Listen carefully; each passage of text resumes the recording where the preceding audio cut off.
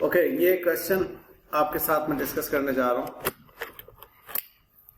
Concept clear करेगा investment property के reference में। 3 प्रॉपर्टीज इसमें गिवन है।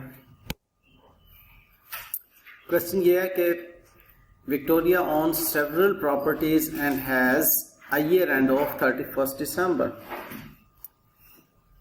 Wherever possible, Victoria carries investment properties under the fair value model. Wherever possible means अगर possible नहीं है तो fair value model apply नहीं होगा। Victoria owns several properties में उसके पास property 1, 2, 3 3 properties हैं। requirement पढ़िए। कह रहा है कि for each of the above properties briefly state how it would be treated in the financial statements of Victoria for the year ending 31st December year 8, identifying any impact on profit or loss and produce an analysis of for Victoria for the year 31st December 8 showing each of the above properties separately. Property 1 was acquired on 1st January year 1. It had a cost of 1 million comprising of 500,000 for land and 500,000 for building. The building have a useful life for 40 years. Victoria uses this property as its head office. Is this investment property? जी लाइबा, क्या ये investment property है? Property पर नहीं, आपने गौर से पढ़ा, दोबारा से देखें इसे। हाँ शाबाश, ये हेड ऑफिस के यूज के लिए है, ये ऑनर्स ऑक्युपाइड है, ये इन्वेस्टमेंट प्रॉपर्टी नहीं है। तो हम क्या करेंगे, हम इसकी कॉस्ट माइनस एक्यूमुलेटेड डेप्रीसिएशन, इसको डेप्रीसिएट करेंगे बिल्डिंग के एरिया को, और लैंड जो है वो एज इज आपकी शो हो जाएगी। ओके, यहाँ पर देखिए मैंने इसको प्रॉपर्टी 1 को वर्कआउट किया हुआ है।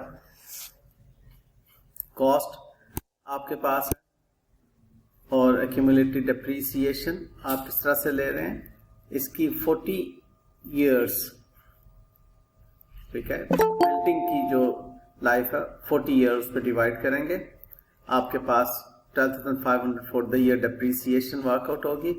जरा कीजिए कैलकुलेटर इस्तेमाल, वरना ये गड़बड़ हो जाएगी, आप लोग गड़बड़ कर देते होते हैं।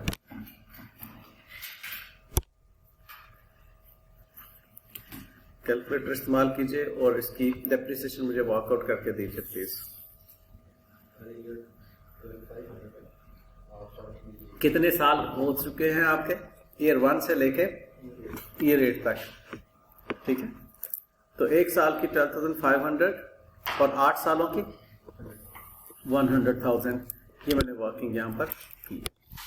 बताइए कोई पूछने की बात है?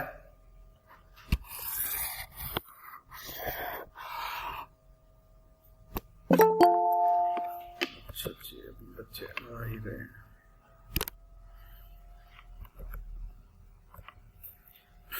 ठीक है जी। प्रॉफिट लॉस में हम बहरहाल इसका इम्पैक्ट जो दिखाएंगे वो इस साल का ही दिखाएंगे सिर्फ, that is 12,500 for the year ending on 31st December 8। अब सवाल बहुत सादा सा है, लेकिन इसकी रिक्वायरमेंट को टू द पॉइंट समझना बहुत जरूरी है, क्योंकि टू द पॉइंट इसका आंसर आपको देना होगा और तभी वो एग्जामिनर आपको मार्क्स देगा। क्या कह रहा है नीचे नोट में, since the property is being used for head office purpose therefore 16 applies on it. उसने कहा था ना, आप अपना रैशनल बताएंगे कि आप इसे किस तरीके से वर्कआउट करते हैं। प्रॉपर्टी 2 पे आ जाए। It was acquired many years ago for 1.5 million for its investment potential. खरीदने की रीजन ये थी कि इसमें इन्वेस्टमेंट पोटेंशियल है, कैपिटल एप्रिसिएशन हो सकती है। On 31st December 7, it had a fair value of 2.3 million. 31st December 7 को उसकी fair value 2.3 million हो चुकी हुई थी। On 31st December 8, its fair value had risen to 2.7 million. This property has a useful life of 40 years. जी, आपने 1.5 की खरीदी थी बचपन में, पिछले साल के एंड पर 2.3 हो चुकी थी, इस साल के एंड पर 2.7 है। बताइए कैसे इसको ट्रीट करेंगे। अभी शाबाश, उसने कहा था कि wherever applicable fair value model apply करेंगे, और फेयर वैल्यू मॉडल इसका क्या कह रहा है, कितने पे बैलेंस शीट में नजर आएगी, स्टेटमेंट ऑफ फाइनेंशियल पोजीशन में, और कितने पे प्रॉफिट लॉस में नजर आएगी। बताइए 31 दिसंबर X8 statement of financial position means balance sheet कितने पर शो करेंगे इसको।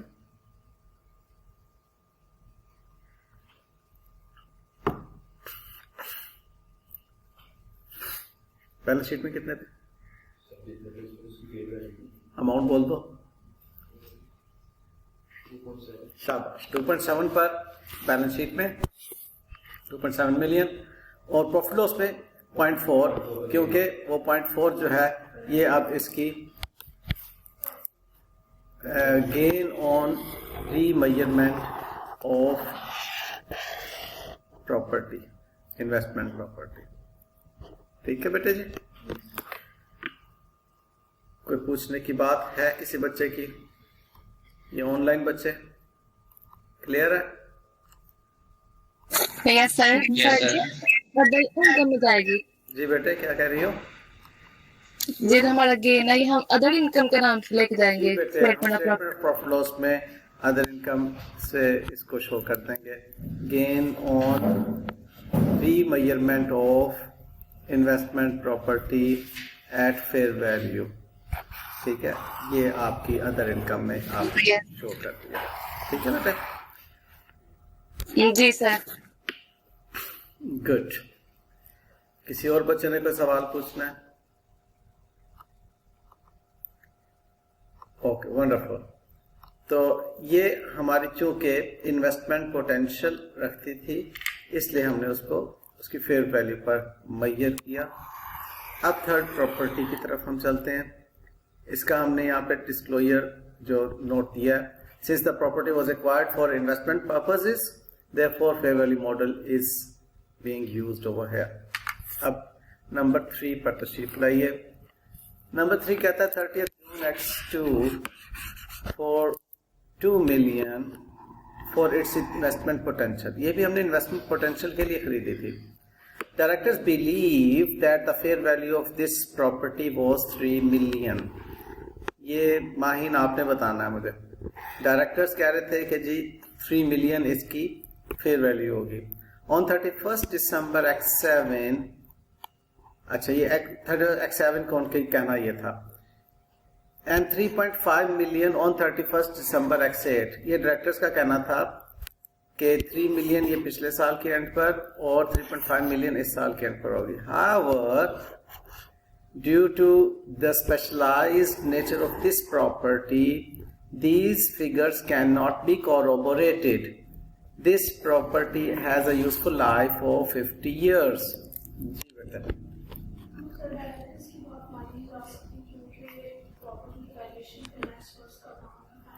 ओके तो इसका मतलब है कि हम इसको फेयर वैल्यू पर नहीं ले सकते।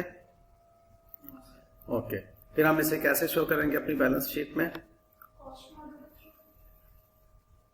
एक्सीलेंट बेटे, माशाल्लाह, गुड। मानूर समझ आइए, आपको सभी समझ आइए, साहिबा समझ आइए। क्योंकि डायरेक्टर्स कह रहे हैं तो डायरेक्टर का कहना हमारे लिए कोई इंपॉर्टेंस नहीं है, हमें फेयर वैल्यू IFRS 13 के मुताबिक देखनी है। IFRS 13 कहता है कि आपने उसको प्रिंसिपल मार्केट में देखना है कि उसकी क्या, प्रिंसिपल मार्केट जिसमें एक्टिवली ट्रांजैक्शंस होती हैं, नॉलेजेबल विलिंग बायर्स सेलर्स मौजूद हैं। ठीक है, तो यहां पर हम इसे कॉस्ट मॉडल अप्लाई करेंगे। कॉस्ट मॉडल क्या है कि 50 इयर्स पे आप उसकी डेप्रिसिएशन चार्ज करेंगे। आपने खरीदी थी 30 जून X2 को और आज 31 दिसंबर X8 हो चुका है, तो पहले साल में 6 महीने की डेप्रिसिएशन। बड़ी होशमंदी से, सवाल बहुत आसान है, मुफ्त के नंबर हैं, लेकिन ये बच्चे इस किस्म का सवाल सिर्फ फेल करते हैं अपनी बेहोशी की वजह से, होशमंदी के साथ काम नहीं कर रहे होते। तो क्या होगा, इसकी डेप्रिसिएशन सादा सी है। आपने 50 इयर्स पे इसको वर्कआउट किया, ये इसकी वर्किंग है। 50 ईयर्स पे इसकी 40,000 डेप्रीसिएशन की अमाउंट आपके पास आई। उस 40,000 को आपने देखा कितने साल गुजर चुके, ईयर 2 के आधा साल और उसके बाद 6 साल, आपके 260,000, और इस साल की पूरे साल डेप्रिसिएशन आपने चार्ज करनी है। ओके जी, अरे तशरीफ ले आए। अच्छा जी, तो ये क्वेश्चन समझ में आ गया हमें। ओके, अब यहां पर उसने हमें कहा था कि इसका स्केड्यूल भी बनाए, नोट्स में आप कैसे शो करेंगे। ये स्केड्यूल इसका मैंने बना दिया नोट्स के लिए। अब हमारे पास प्रॉपर्टी 1 पे कौन सा स्टैंडर्ड अप्लाई हो रहा है? 16। प्रॉपर्टी 2 पे कौन सा स्टैंडर्ड अप्लाई हो रहा है? और प्रॉपर्टी 3 पे 40 क्यों लिखा है मैंने, हालांकि मैंने तो कॉस्ट मॉडल किया, 16 नहीं लिखना चाहिए था।